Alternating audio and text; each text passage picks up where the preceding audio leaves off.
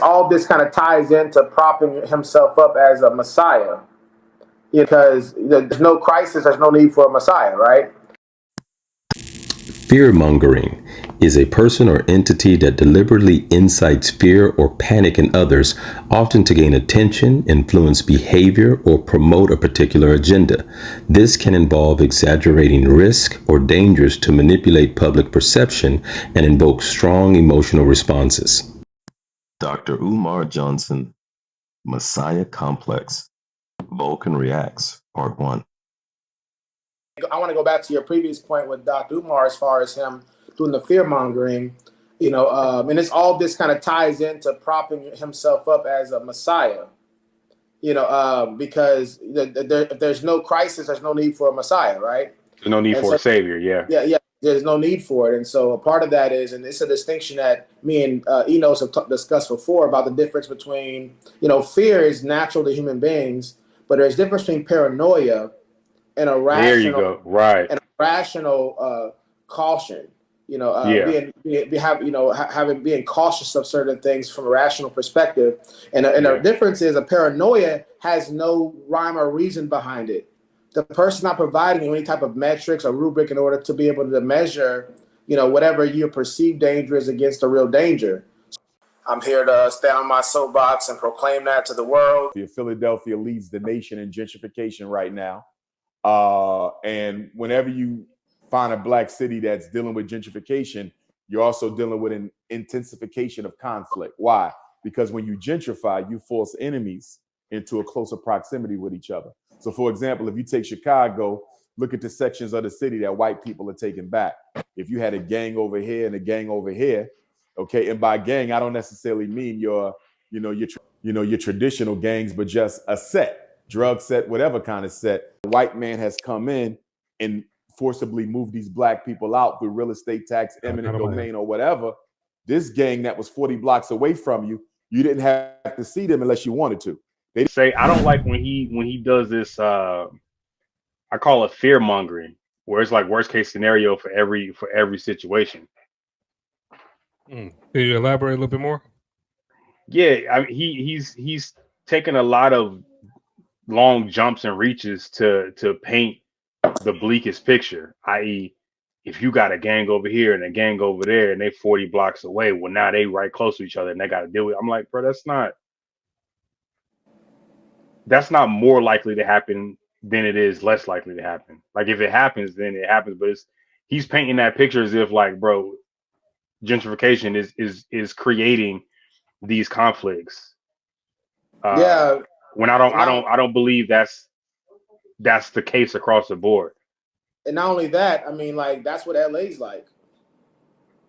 LA can have gangs not that far from each other, within blocks of each other. Chicago is like that too.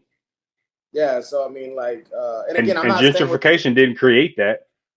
Exactly. Chicago, the homicide did go in early 2000 when they did knock down a lot of the projects in the city. From what residents, people that live in Chicago, the conflict did raise a little bit. Not even a little bit, it raised a lot. What's y'all's opinion on gentrification as a whole? Not to take too far of a step off, but if gentrification, in my opinion, my personal opinion, when gentrification is moving out a negative element that's affecting our community, I don't actually see it as a bad thing.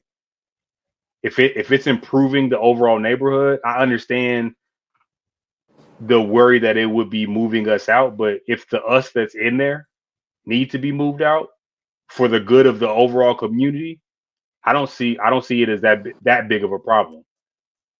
I don't think all gentrification checks all those boxes, but some of them do. If you're knocking down a project that's a stronghold for negative black examples for our children, it's basically a factory for gangsters. You grow up in a certain area where you don't see a lot of other things because the projects are encapsulated. It's a segregated part of the city. You only see one thing. That's all you know. You knock down the projects, you expose those kids who grew up in that area to more. I don't necessarily see that as a negative. Yeah, I mean, a lot of the gentrification is, real estate investors. A lot of them, a lot of prominent black real estate investors have gotten, wealthy off of the gentrification process. Some of them try to go out of the way to keep it black to whatever extent they can, but in general, what's happened in white flight took place in the past. Now, a lot of that close to downtown area is premium real estate, obviously, because of its location. And people are going over there, buying those properties from people. People are getting, in some cases, getting paid a decent amount of money. In some cases, not so much. They're taking those properties, flipping them, making the places modern. And as they're building Chick-fil-A's and Longhorn Steakhouses, and depending upon what part of the country you live in, and the real estate's going up, the property taxes are going up in those areas, and so that's the problem. I think part of the complaint from the community is that when that type of stuff happens, certain people that look like us can't afford to live there.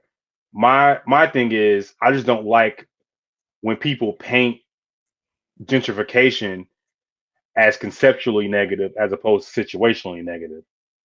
Yeah, that's a really good point. That's an excellent point. And I want to go back to your previous point with Dr. Umar as far as him doing the fear mongering. And this kind of ties into propping himself up as a messiah, because if there's no crisis, there's no need for a messiah, right? There's no need for a savior, yeah. Yeah, there's no need for it. And so a part of that is, and it's a distinction that me and Enos have discussed before about the difference between, fear is natural to human beings, but there's a difference between paranoia and a rational, there you go. Right. And a rational caution. Being cautious of certain things from a rational perspective. And the difference is a paranoia has no rhyme or reason behind it. The person not providing you any type of metrics or rubric in order to be able to measure, whatever your perceived danger is against a real danger. So you're just stuck in paranoia. It creates that fear on a wholesale, on a across the board scale, as opposed to people who want to dig into it. So let me find out about gentrification. Let me find out the negatives and the positives, and see if the negatives outweigh the positives, or vice versa. Where the way Umar is painting it is like gentrification is bad for black people. Yeah. And black people that are not willing to do their own research look at that and be like, gentrification is bad. When really a lot of those black people in the community, we're talking about single mothers who have children. We're talking about people who want their kids to get out of a certain type of situation or a certain environment. Like those types of things are good for them, even if they can't live in the same area, right? Because now when they gentrify, they're just not kicking people out. They're offering people money. They're offering people to move to different places. A change of scenery is often was often unavailable to those certain demographics before. Like I live here because I have to live here. But when gentrification comes in, if you got a young child, a young man child, for example, and you're a single mother, you now have the opportunity to take your child out of the environment where he was almost certainly, right? If you're a working mother, he was almost certainly going to become what's outside, because he didn't have any other opportunity. He didn't have any other examples. Now you can move him somewhere else. It'll be struggle, right? Life is hard. I didn't say it should be easy, but the opportunities are now different with gentrification. And that's just an example. I'm not saying, for the audience, I am not saying all gentrification is good or bad. I'm pointing out that the way gentrification is vilified conceptually is misleading. Yeah, for sure. Yeah, how it's presented sometimes, especially with the audience is saying that. You got to be careful of that, because it is putting preconceived notions in a lot of the listeners' heads that's not willing to do the research.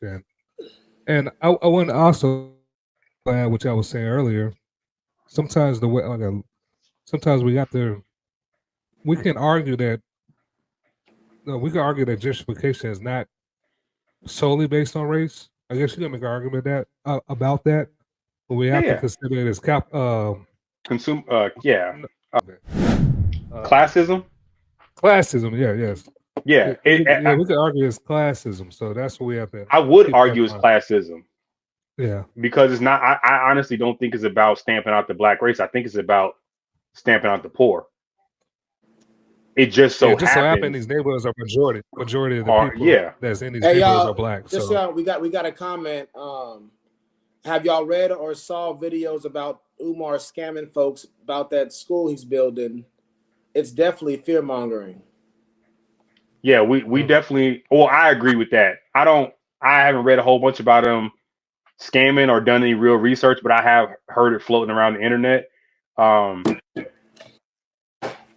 So yeah, I mean, haven't all read I it. know is he's been talking about it for mad long, and I've launched buildings before with major corporations. They don't take that long to stand up nothing.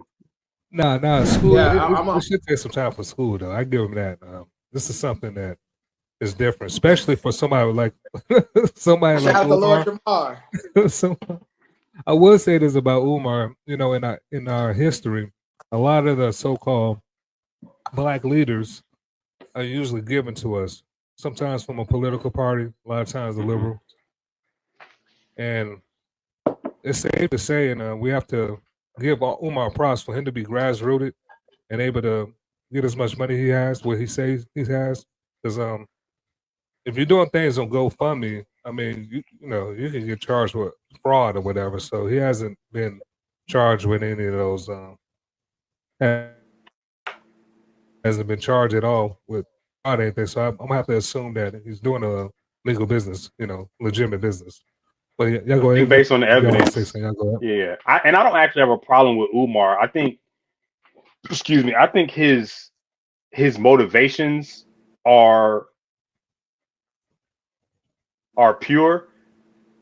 I think I have more of a problem with his technique, the way he goes about it. Okay. Yeah. Yeah, facts. I'll save my comment about the school until we get further in. So I know we're gonna go over that a little bit more later on. All right. I'm here to stand on my soapbox and proclaim that to the world. On this show. This is the hottest show on the planet right now. What's the debate? Ain't no debate.